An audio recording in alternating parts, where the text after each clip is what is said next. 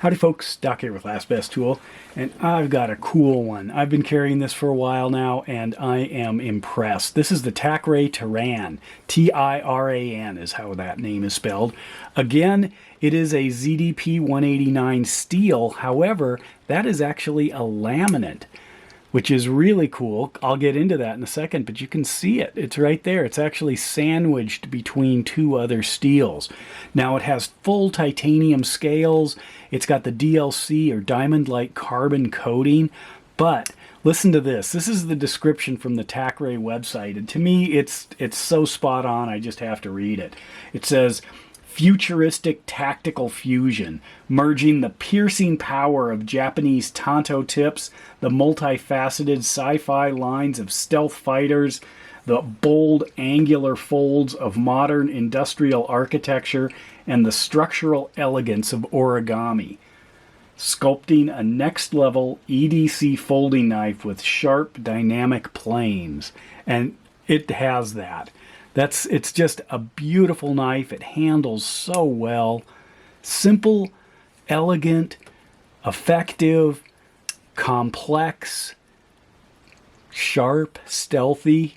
So the titanium is in the scales and in the pocket clip, and then the ZDP laminate. Now I was curious about that with the previous knife that I did, the TACRAY knife, because that kind of a line, I said it's what you'd see like on a falcon even, like this. You see that line? Or on this one maybe. And this is kind of a shout out to Max Level EDC who just got one of these. This is an outstanding knife. Welcome to the club. And in fact, if you're watching Max Level EDC, contact me. I've got a book that Peter wrote that's about the falcon even knives. The ABCs of knives. I'll send it to you for free. Anyway, Peter, I know the guy who runs this company, but anyway, look at that line that runs along here. That is because on the back, it's hard to see on these, it's actually a laminate. It's three different layers. One center layer, which is the primary steel, and then two layers, kind of the bread of the sandwich. This one, you can see definitely something going on right in there. This also has a ceramic coating. This is one of my favorite falcon evens. This is the A1X survival knife. Look at that, how beefy that thing is. But for lighter carry, maybe something like this falcon even. Again, a laminate. This is a cobalt laminate steel. Again, it's a Japanese steel and a Swedish branded knife. But this is now Japanese steel in a Chinese knife.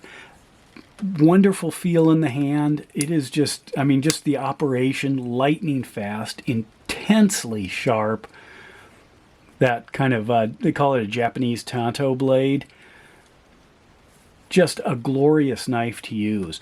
But what we're going to do is compare it to this guy. This is a little more subdued, but we're talking about narrow knives. And in this case, the Benchmade Narrows, which is a $500 knife, whereas this sells for about $160 max retail, which to me is worth every cent.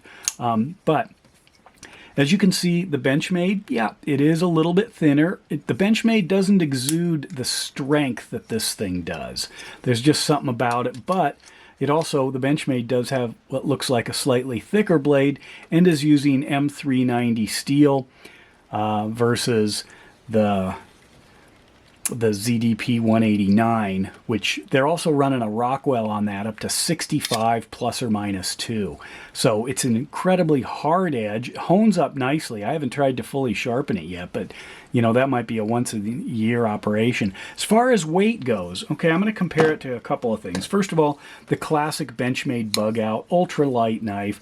This is under 2 ounces. About 1.8, 1.9, depends. This is about 2.4 ounces, and then this hefty beast is 3 ounces. So this is, it's what you would consider a light pocket knife, but it has a strength, just a density. It feels heavier than that. There's just something very dense about the design, about the feel of it, which it kind of caught me off guard.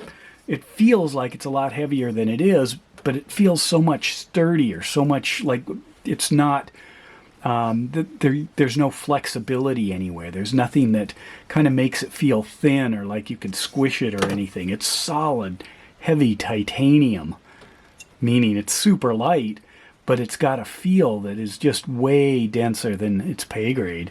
Again, $160, which is pretty incredible. Beautiful knife. Absolutely gorgeous. Carries nice. Activates. It's a push button. I really like that.